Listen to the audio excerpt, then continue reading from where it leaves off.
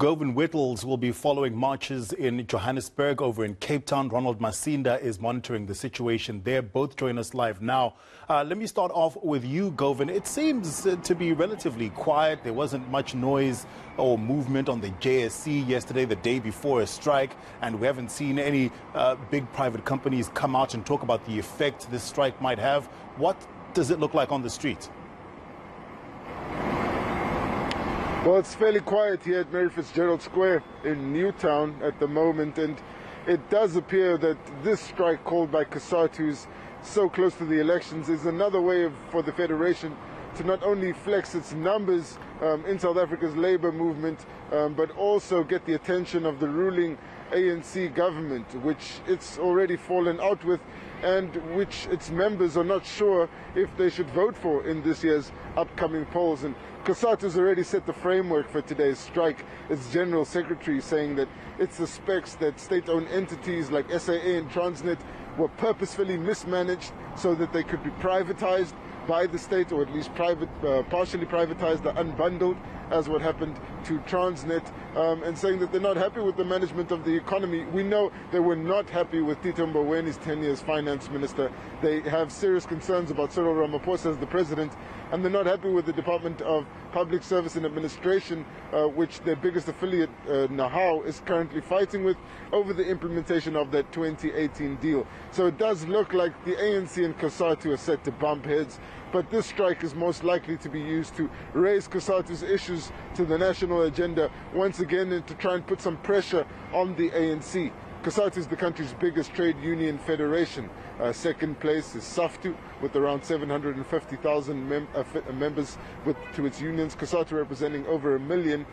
But as yet we are not seeing anything on the street, and it does look like this is political posturing and Cosatu trying to put more pressure on the government as its unions fight with different departments during this turmoil in the labour market. Well, Govan, like you say, this could be just Cosatu flexing its muscles, but does it look like workers have heeded the call, or is it business as usual in Gauteng right now? The businesses around the Mary Fitzgerald Square are operating as usual, Taps. Take a look at this. What you'll see is the police that have shown up here to provide security for today's march. And you'd notice you don't see any workers in the squares yet. They were supposed to start arriving from now, and the march was supposed to get underway at 10 a.m., but we understand it will most likely be delayed by another hour. And while you may not see Cosatu members here in Mary Fitzgerald Square in Johannesburg, you do see many people reporting for work as usual. Just in the distance there are some people reporting for work at the construction of the South African Hip Hop Museum, and then behind that there are a number of small businesses which continue to operate as normal, and just off camera there are also a number of businesses which are still operating. I haven't seen any signs that Cosatu's call for a stay away has resulted in slower economic activity downtown here in Johannesburg. But we'll get a clearer sense of things as we move towards the office of the Premier and the Chamber of Mines. It's important to note that by all intents and purposes, Cosatu is now a majority public sector federation, that after the expulsion of NUMSA from Cosatu, it does still have a number of private sector unions, but most of its members are working directly for the government. So a general stay away for one day to call a general strike, the Section 77 notice, would most likely be felt mostly within the public sector.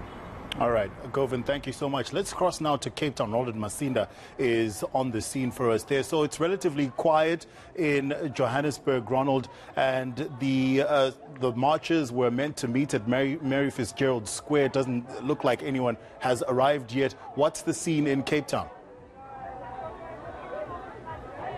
Yeah, very noisy at the moment in Cape Town, as dozens of workers have started to gather here at Hanover Street. This is the meeting point where at least 2,000 of workers are expected to march from here at Hanover Street to the City of Cape Town's municipal offices. Having chatted to the Cosatu Provincial Secretary earlier on, Melvin de Bruin, he said that they'll be handing over a memorandum, and among their list of demands are, number one, the issue faced by firefighters, the municipal workers union, saying that a lot of their demands have not been met by the city, and a lot of firefighters are still facing the threat or the prospect of losing their jobs. This is after in 2019, where a number of firefighters who were demanding better pay and to be paid overtime, among their demands were part of a march which was deemed illegal.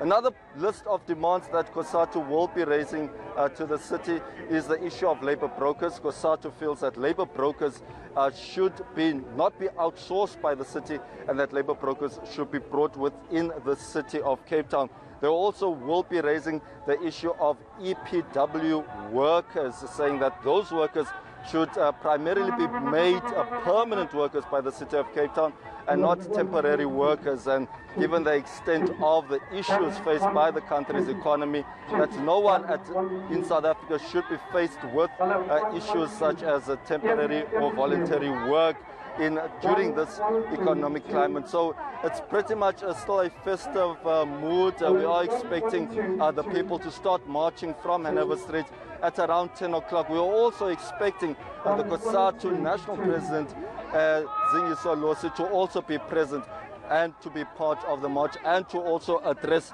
the thousands of people that are expected here.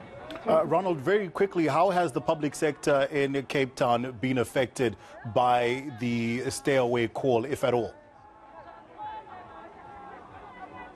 Well, at this stage, very difficult to say, because the traffic flows seem to be normal this morning. So a lot of people probably not going to be part of this march.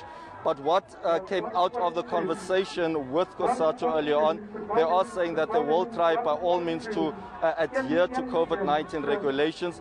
They are saying that they do know that they also face the threat of police using force. This has been part and parcel of some of the marches that they've experienced whenever they've marched to the city of Cape Town. And they feel that a lot of these issues are not addressed by the city of Cape Town, where they also mentioned that when often a lot of the anti-vax protests that have taken place in Cape Town, police are just watching people breaking COVID-19 regulations, going there, not wearing masks, not keeping social distancing. So these and many more are some of the issues that will be raised. But at the moment, it seems business as usual. Many people whom we are seeing in the background are also going to work. So not a lot of people are expected to stay at home. All right, Ronald, thank you so much. We'll touch base with you and with Govan Whittles in Joburg throughout the day. Govan Whittles and Ronald Masinda monitoring the strike action that was called for by Cosatu. Cosatu might not be happy with the way the economy is being run, but the president will be addressing South Africa's infrastructure growth and the economy at around 10:30 this morning.